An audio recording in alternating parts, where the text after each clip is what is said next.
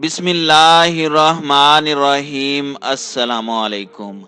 नाज़रीन इकराम, सऊदी शाही खानदान की वली अहद मोहम्मद बिन सलमान के खिलाफ बड़ी बगावत की खबर। मोहम्मद बिन सलमान की नेतन्याहू के साथ मुलाकात के बाद शाही खानदान की जानिब से बड़ा ऐलान सामने आ गया। शहजादा तुर्की अल फैसल ने यहूदी रियासत को खरी खरी सुनाते हुए उसे मुसलमानों का खुला दुश्मन करार दे दिया। मुत्तहिदा अरब अमारात और बहरीन के इसराइल को तस्लीम करने पर सऊदी शाही खानदान की जानिब से कड़ी तनकीद। शाही खानदान के बयानात पर मोहम्मद बिन सलमान शदीद गुस्से का इजहार। इसराइली रियासत के साथ मुकम्मल सफारती ताल्लुकात बरकरार रखना हमारी सियासी विजन का हिस्सा है।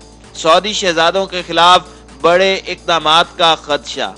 दूसरी जानिब आलमी माहिरीन ने सऊदी अरब के इसराइल को तस्लीम करने के हवाले से हिचकिचाहट की हकीकत बता दी। पाकिस्तानी शख्सियात का इसराइल से राब्ते का भांडा फूट गया।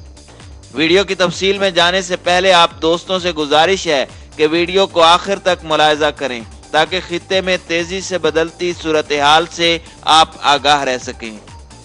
नाज़रीन इकराम, सऊदी शाही खानदान की जानिब से मोहम्मद बिन सलमान की पॉलिसियों के खिलाफ खुलकर तनकीद सामने आ रही है।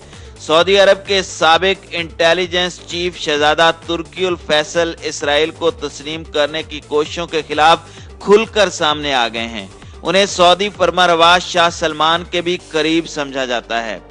शहजादा तुर्की अल फैसल ने बहरैन में मुनक्दा कॉन्फ्रेंस में इसराइली वजीर खारजा की वर्चुअल मौजूदगी के दौरान सेहूनी रियासत को खरी खरी सुना दी और उसे मुसलमानों का खुला दुश्मन करार दे दिया। उन्होंने इसराइल के साथ ताल्लुकात कायम करने पर मुत्तहिदा अरब अमारात पर भी सख्त तनकीद की। उनके खिताब को मुबस्सिरीन शाह सलमान और उनके बेटे वली अहद शहजादा मोहम्मद बिन सलमान के दरमियान इस मामले पर इख्तलाफात के तनाजुर में भी देख रहे हैं। शहजादा मोहम्मद बिन सलमान इसराइल से ताल्लुकात के हामी समझे जाते हैं और उनकी इसराइली वजीर आजम से खुफिया मुलाकात भी हो चुकी है। तफसीलात के मुताबिक साबिक सऊदी इंटेलिजेंस चीफ शहजादा तुर्की अल फैसल ने मामना डायलॉग से खिताब में इसराइल को गासिब मुल्क करार देते हुए कहा कि उसने अरब सरजमीन पर कब्जा कर रखा है और फलस्तीनियों को अजियती कैंपों में डाल रखा है। इसराइल को उन्होंने अरब सरजमीन पर मगरबी कॉलोनी से ताबीर किया और कहा कि इसका जब दिल चाहता है ये फलस्तीनियों का कत्ल करता है और जब दिल चाहता है उनकी जमीनें हथिया लेता है। उन्होंने कहा कि इसराइल ने 1948 की जंग के बाद फलस्तीनियों को उनके आबाई इलाके से बेदखल किया था और 1967 की जंग के बाद अपनी इस मजमूम हरकत को दोहराते हुए अव्वल जिक्र के जंग के बाद आबाद रह जाने वाले फलस्तीनियों को भी उनकी अराजी से महरूम कर दिया था। शहजादा तुर्की अल फैसल ने दो टोक अल्फाज में कहा कि इसराइल ने अरब सरजमीन पर कब्जा कर रखा है। शहजादा तुर्की अल फैसल ने अपने इस मौक़िफ़ का इआदा किया कि फलस्तीनियों से मुतालिक अरब अमन इक़दामात पर अमल दरामद किया जाना चाहिए। उन्होंने बहरैन और मुत्तहिदा अरब अमारात के इसराइल के साथ मुआहदा इब्राहिम के नाम से अमन मुआहदे पर भी तनकीद की। उनका कहना था कि अगर ये इब्राहिम मुआहदे जोग्राफिये पर मबनी है तो इस नाम से कोई भी मुआहदा हजरत इब्राहिम अलैहिस्सलाम की सरजमीन मक्का मुकरमा को शामिल किए बगैर नहीं किया जा सकता। शहजादा तुर्की अल फैसल के फौरी बाद इसराइली वजीर खारजा गाबी अशकनाजी ने मामना डायलॉग में गुफ्तगू की और कहा कि मुझे सऊदी शहजादे की गुफ्तगू पर अफसोस हुआ है।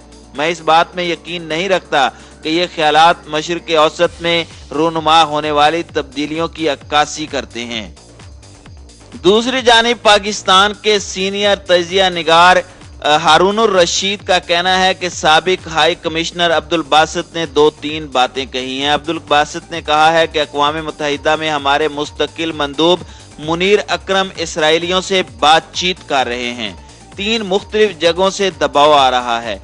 अरब अमारात की तरफ से वहां पर जो मुसाद ने अड्डा बनाया है उससे पाकिस्तान की जासूसी की जा रही है। अमेरिका भी जितना दबाव डाल सकता है वो डाल रहा है।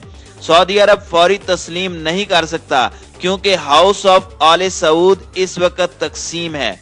सऊदी अरब चाहता है कि पाकिस्तान इसराइल को तस्लीम कर ले तो हमारे लिए आसान हो जाएगा।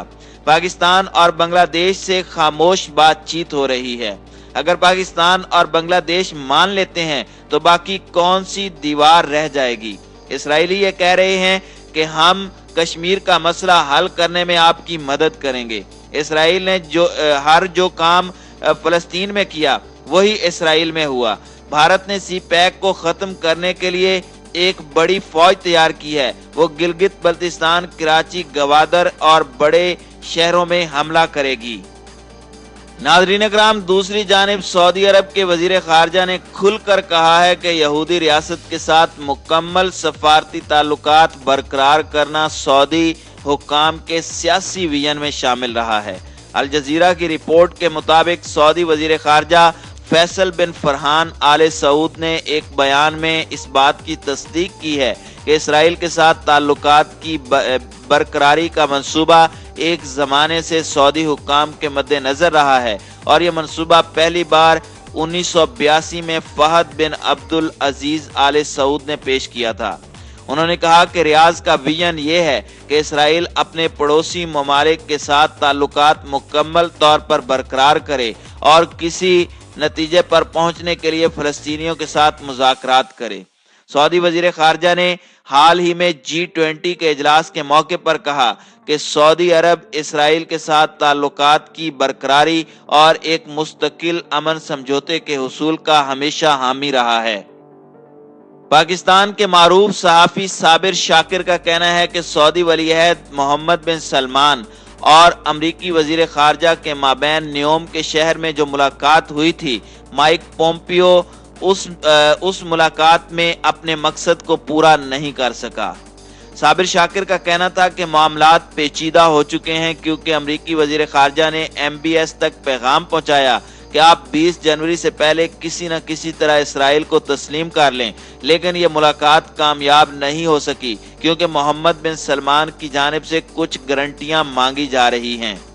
साबिर शाकिर का कहना था कि सऊदी अरब ने इसराइल को तस्लीम करने का फैसला इसलिए भी नहीं किया क्योंकि सऊदी फरमारवा इस काम के लिए राजी नहीं थे।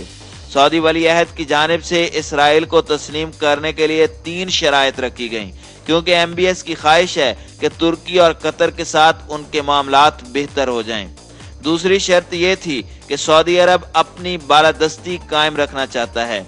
मुस्लिम उम्मा की लीडरशिप भी सऊदी अरब के पास रहे। दिफाई मुआहदे जो हुए वो भी वक्त पर पूरे किए जाएं। मोहम्मद बिन सलमान की जानिब से तीसरी और अहम शर्त यह रखी गई कि जमाल खशोगी केस से मोहम्मद बिन सलमान का नाम निकाला जाए क्योंकि ये मुकदमा अमरीकी अदालतों तक पहुंच चुका है। यही वजह है कि एक मर्तबा मोहम्मद बिन सलमान का दौरा कैंसिल किया जा चुका है।